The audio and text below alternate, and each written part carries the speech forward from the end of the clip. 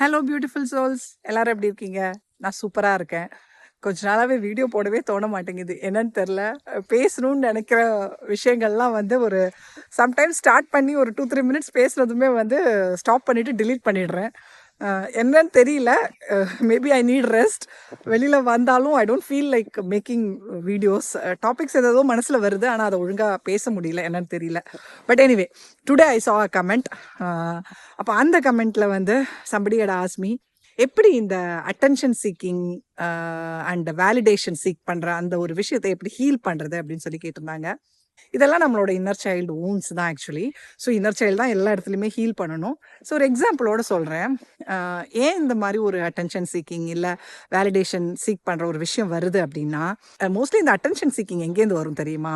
நம்ம வீட்டில் வந்து எல்டர் குழந்தைங்க, அக்காவோ அண்ணனோ, அவங்களுக்கு எப்போதுமே ஒரு ரெண்டாவது ஒரு குழந்தை வந்ததும் அவங்களுக்கு கிடைக்கிற அட்டென்ஷன் குறைஞ்சி போயிருக்கும். ஸோ லைஃப்பில் வந்து எப்போதுமே வந்து அவங்களுக்கு அந்த ஒரு அட்டென்ஷன் கிடைக்காத அந்த கவலை அவங்களுக்குள்ளே இருக்கும். அவங்க பேரண்ட்ஸ் வந்து இந்த ரெண்டாவது குழந்தை வந்ததுக்கப்புறம் இம்பார்ட்டன்ஸ் எல்லாம் அந்த குழந்தைக்கு கொடுக்க ஆரம்பிச்சிருப்பாங்க. அவங்கள தெரியாமல் பண்ணுறது தான் அது. ஆனால் இந்த குழந்தை மனசில் ஆழமாக இது பதிஞ்சிரும். அந்த குழந்தைக்கு வந்து ரொம்ப ஹர்ட் ஆகும். எனக்கு வந்து பழைய மாதிரி அந்த இம்பார்ட்டன்ஸ் கொடுக்கலையே அப்படிங்கிறதுனால எனக்கு இம்பார்ட்டன்ஸ் கிடைக்கணும் அப்படின்னு நினச்சிக்கிட்டு இந்த குழந்தை நிறைய விஷயங்களை பண்ண ஆரம்பிக்கும். அது வந்து எல்லா இடத்துலையும் வந்து ஏதாவது கோமாளித்தனமாக ஏதாவதெல்லாம் காமிச்சிட்ருக்கும் அந்த குழந்தை. அதை வந்து இன்னும் கொஞ்சம் பொருட்படுத்தாமல் தள்ளி விட்டுட்டே இருப்பாங்க பேரண்ட்ஸு. ஸோ அந்த குழந்தைக்கு இன்னும் அது வந்து ஹர்ட் தான் ஆகும்.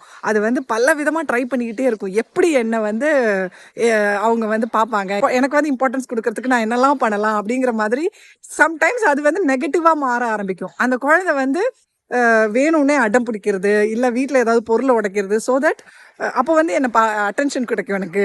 ஸோ என்னை வந்து பார்ப்பாங்க அப்படின்னு நினச்சி அந்த மாதிரி கூட டேர்ன் ஆகலாம். ஸோ இந்த wounds எல்லாம் இந்த குழந்தை மனசுக்குள்ளே இருக்கும். ஸோ இந்த மாதிரி உங்கள் லைஃப்பில் இது ஒரு எக்ஸாம்பிள் தான் நான் சொல்கிறேன். இந்த மாதிரி உங்கள் லைஃப்பில் எங்கேயாவதெல்லாம் வந்து உங்களுக்கு இம்பார்ட்டன்ஸ் கொடுக்காம மற்றவங்களுக்கு இம்பார்ட்டன்ஸ் கொடுத்துருந்தாங்கன்னா, ஸ்கூலில் டீச்சர்ஸ் கூட இது பண்ணியிருக்கலாம். ஸோ அந்த இடத்துல எல்லாம் உங்களுக்கு இந்த அட்டென்ஷன் சீக்கிங் பிஹேவியர் இருந்திருக்கும். அதுக்கப்புறம் இந்த வேலிடேஷன் சீக்கிங்கும் இதுதான். ஒருத்தங்க நல்லா படிப்பாங்க, இன்னொருத்தங்க நல்லா படிக்க மாட்டாங்க. இல்லை ஒருத்தங்க நல்லா டான்ஸ் ஆடுவாங்க, இன்னொருத்தங்க ஆட மாட்டாங்க. ஸோ இல்லை உங்களுக்கு வந்து இந்த உலகத்தில் சொல்கிற மாதிரி பெருசான டேலண்ட்ஸ் எதுவுமே இல்லை, நம்ம கண்டிஷன் படி சொல்கிற டேலண்ட்ஸ் எதுவுமே இல்லை.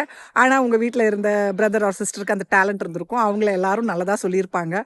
ஸோ நீங்கள் வந்து என்னையும் நல்லதாக சொல்கிறதுக்கு நான் என்ன பண்ணணும் அப்படிங்கிற மாதிரி நிறைய விஷயங்கள் யோசிச்சு அந்த சின்ன வயசுலேயே ட்ரை பண்ணியிருப்பீங்க. ஆனால் யாருமே கண்டுக்காமல் இருந்திருப்பாங்க.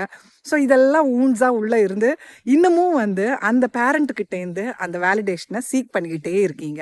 அதனால தான் வெளியில் எல்லாருக்கிட்டையுமே வந்து இந்த ஒரு விஷயம் வருது. எங்கே போனாலும் வந்து நான் வந்து ப்ரூவ் பண்ணி காட்டணும், நான் வந்து அவங்க வந்து என்னை வந்து பார்க்கணும் அப்படின்னா I have to be the best அப்படிங்கிற அந்த ஒரு எண்ணத்தினால you try many things to get validation and seek importance in that place. So இது வந்து இன்னர் சைல்டு wound. ஸோ இந்த மாதிரி விஷயங்கள் உங்களுக்கு கண்டிப்பாக சின்ன வயசில் ஏதாவதெல்லாம் இருக்கலாம். So go back to that place. அந்த இடத்துல போய் உங்களோட அந்த குழந்தை வேர்ஷன் கிட்ட சொல்லுங்கள், you don't have to prove yourself, you are good enough. நீ அந்த டைமில் உனக்கு முடிஞ்ச அளவுக்கு நீ எல்லாமே செஞ்சுருக்க. அதை பார்க்குறதுக்கு மற்றவங்களுக்கு அந்த அளவுக்கு பக்குவமோ அனுபவமோ இல்லாமல் போயிடுச்சு. அதனால நீ வந்து குறைஞ்ச ஒரு பர்சன் கிடையாது. You always did your best and அது போதும். அதுதான் உன்னோட best version and I always love you in the same way as you are அப்படின்னு சொல்லி அந்த சின்ன குழந்தைய கட்டி பிடிச்சி அதுக்கு லவ்வை கொடுத்து, உங்களுக்கு அழுக வந்ததுன்னா அங்கே அழுதுருங்க.